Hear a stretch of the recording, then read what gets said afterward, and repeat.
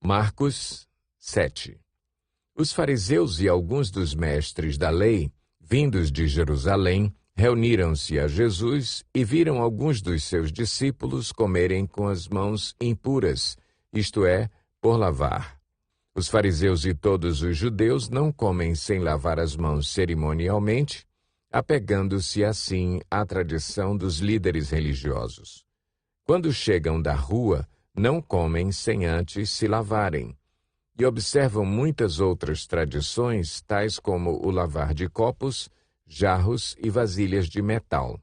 Então os fariseus e os mestres da lei perguntaram a Jesus: por que os seus discípulos não vivem de acordo com a tradição dos líderes religiosos, em vez de comerem o alimento com as mãos impuras? Ele respondeu: bem profetizou Isaías acerca de vocês, hipócritas, como está escrito: este povo me honra com os lábios, mas o seu coração está longe de mim. Em vão me adoram, seus ensinamentos não passam de regras ensinadas por homens. Vocês negligenciam os mandamentos de Deus e se apegam às tradições dos homens. E disse-lhes: vocês estão sempre encontrando uma boa maneira de pôr de lado os mandamentos de Deus, a fim de obedecerem às suas tradições. Pois Moisés disse: honra teu pai e tua mãe, e quem amaldiçoar seu pai ou sua mãe terá que ser executado. Mas vocês afirmam que se alguém disser a seu pai ou a sua mãe: qualquer ajuda que vocês poderiam receber de mim é corbã, isto é, uma oferta dedicada a Deus, vocês o desobrigam de qualquer dever para com seu pai ou sua mãe. Assim vocês anulam a palavra de Deus por meio da tradição que vocês mesmos transmitiram, e fazem muitas coisas como essa. Jesus chamou novamente a multidão para junto de si e disse: ouçam-me todos e entendam isto. Não há nada fora do homem que, nele entrando, possa torná-lo impuro. Ao contrário, o que sai do homem é que o torna impuro. Se alguém tem ouvidos para ouvir, ouça. Depois de deixar a multidão e entrar em casa, os discípulos lhe pediram explicação da parábola. Será que vocês também não conseguem entender? Perguntou-lhe Jesus. Não percebem que nada que entre no homem pode torná-lo impuro? Porque não entra em seu coração, mas em seu estômago, sendo depois eliminado.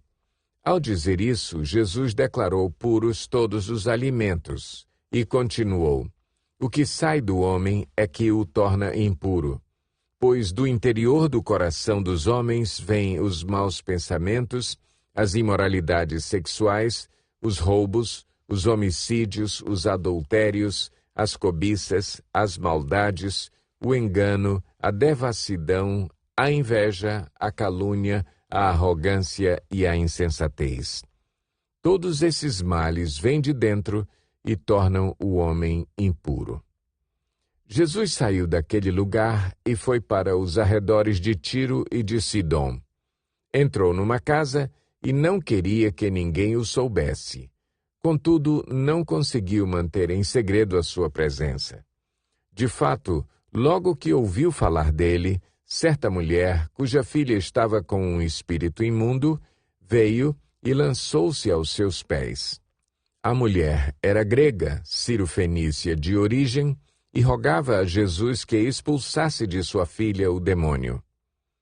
Ele lhe disse: deixe que primeiro os filhos comam até se fartar, pois não é correto tirar o pão dos filhos e lançá-lo aos cachorrinhos.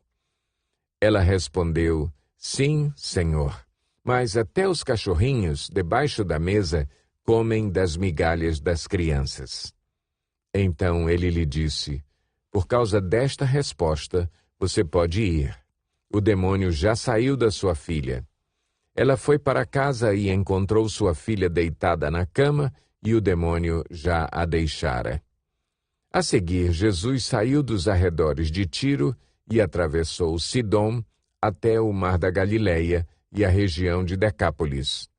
Ali, algumas pessoas lhe trouxeram um homem que era surdo e mal podia falar, suplicando que lhe impusesse as mãos. Depois de levá-lo à parte, longe da multidão, Jesus colocou os dedos nos ouvidos dele. Em seguida, cuspiu e tocou na língua do homem. Então voltou os olhos para o céu e, com um profundo suspiro, disse-lhe, Efatá, que significa, abra-se. Com isso, os ouvidos do homem se abriram, sua língua ficou livre e ele começou a falar corretamente. Jesus ordenou-lhes que não o contassem a ninguém. Contudo, quanto mais ele os proibia, mais eles falavam. O povo ficava simplesmente maravilhado e dizia, ele faz tudo muito bem, faz até o surdo ouvir e o mudo falar. Marcos 8. Naqueles dias, outra vez reuniu-se uma grande multidão. Visto que não tinham nada para comer, Jesus chamou os seus discípulos e disse-lhes, Tenho compaixão desta multidão. Já faz 3 dias que eles estão comigo e nada têm para comer. Se eu os mandar para casa com fome, vão desfalecer no caminho, porque alguns deles vieram de longe. Os seus discípulos responderam, Onde, neste lugar deserto, poderia alguém conseguir pão suficiente para alimentá-los? Quantos pães vocês têm? Perguntou Jesus. 7, responderam eles. Ele ordenou à multidão que se assentasse no chão. Depois de tomar os 7 pães e dar graças, partiu-os e os entregou aos seus discípulos para que os servissem à multidão, e eles o fizeram. Tinham também alguns peixes pequenos. Ele deu graças igualmente por eles e disse aos discípulos que os distribuíssem. O povo comeu até se fartar, e ajuntaram 7 cestos cheios de pedaços que sobraram.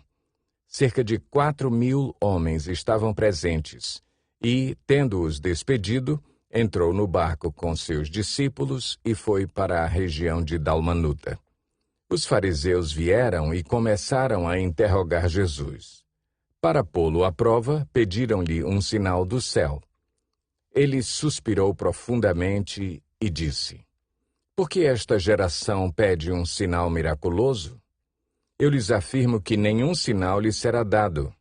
Então se afastou deles, voltou para o barco e foi para o outro lado.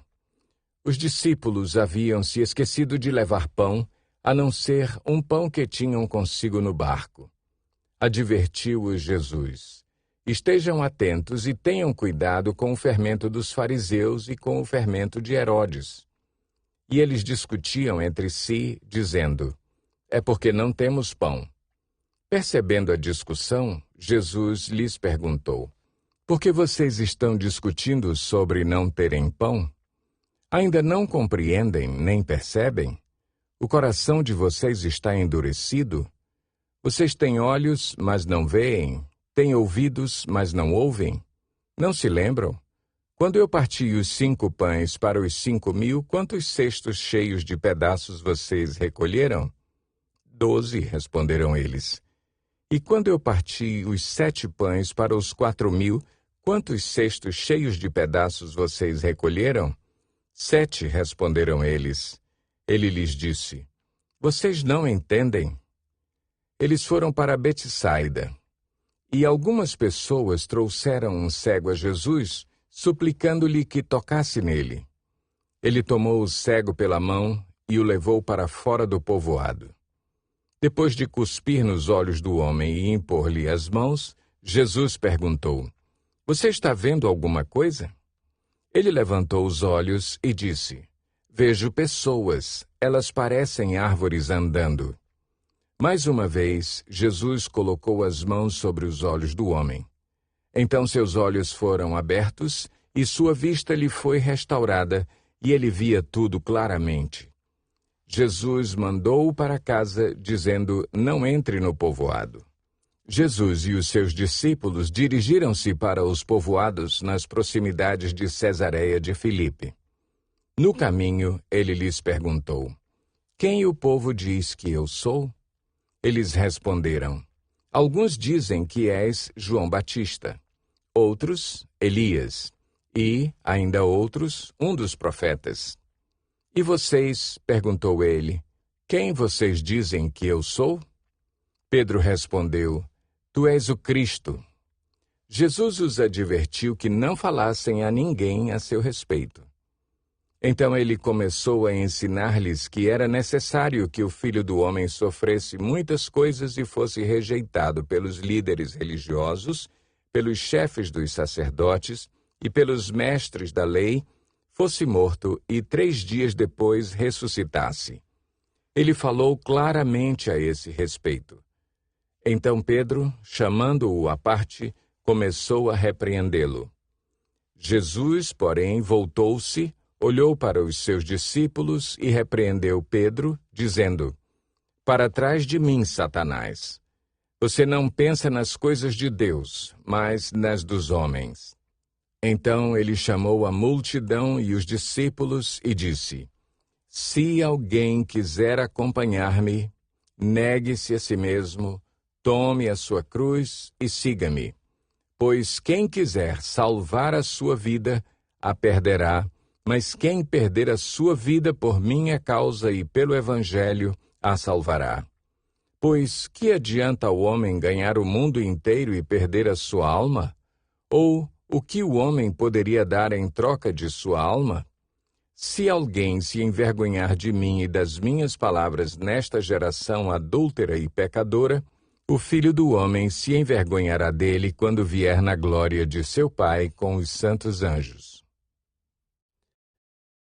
Marcos 9. E lhes disse: garanto-lhes que alguns dos que aqui estão de modo nenhum experimentarão a morte antes de verem o reino de Deus vindo com poder.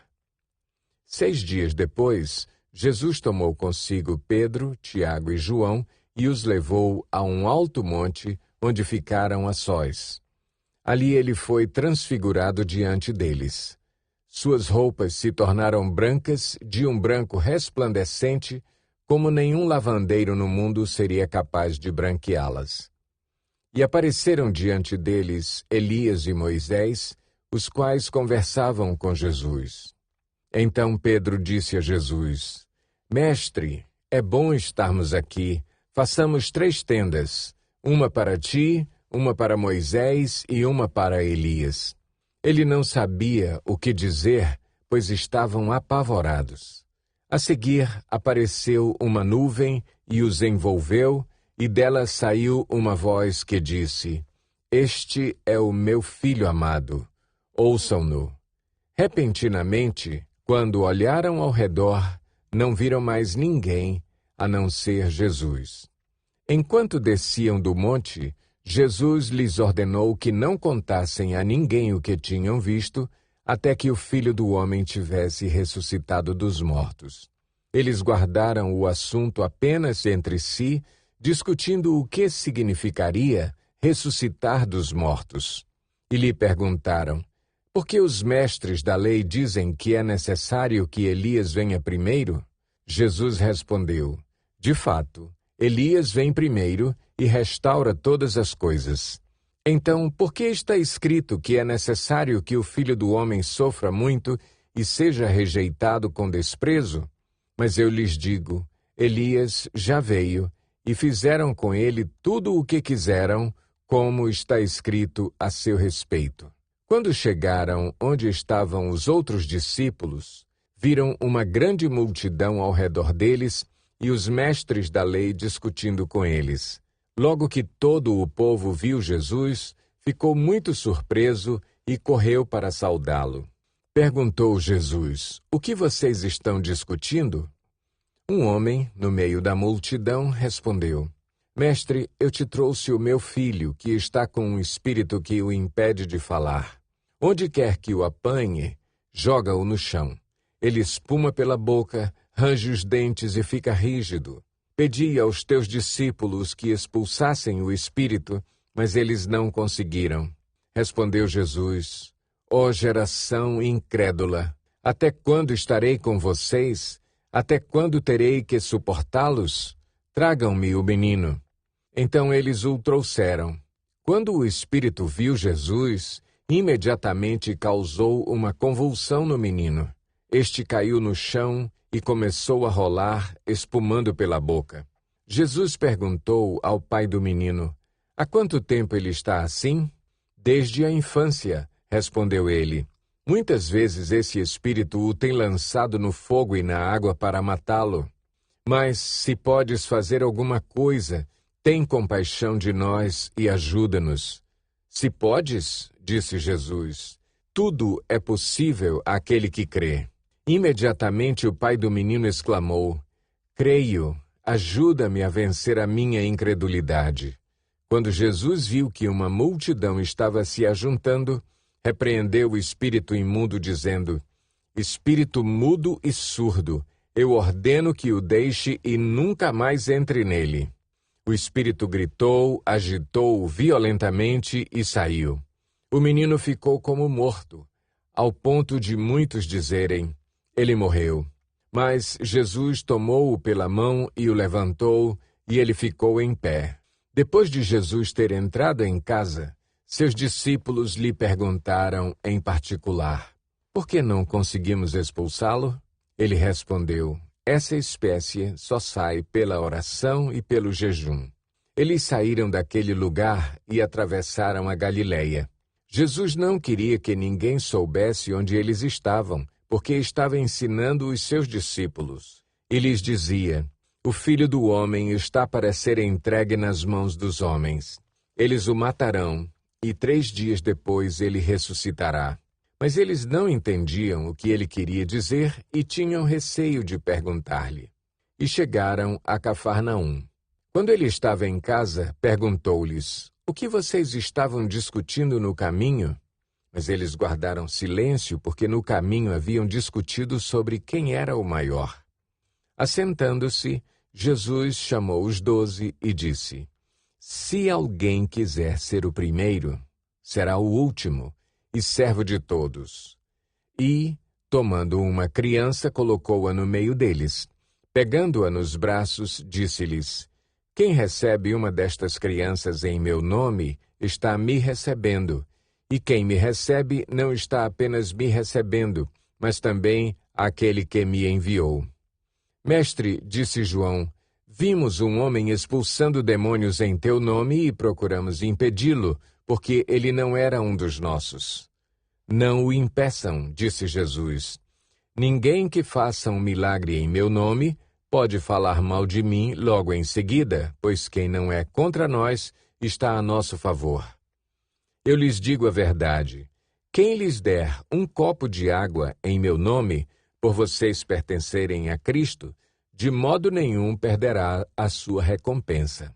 Se alguém fizer tropeçar um destes pequeninos que creem em mim, seria melhor que fosse lançado no mar com uma grande pedra amarrada no pescoço. Se a sua mão o fizer tropeçar, corte-a.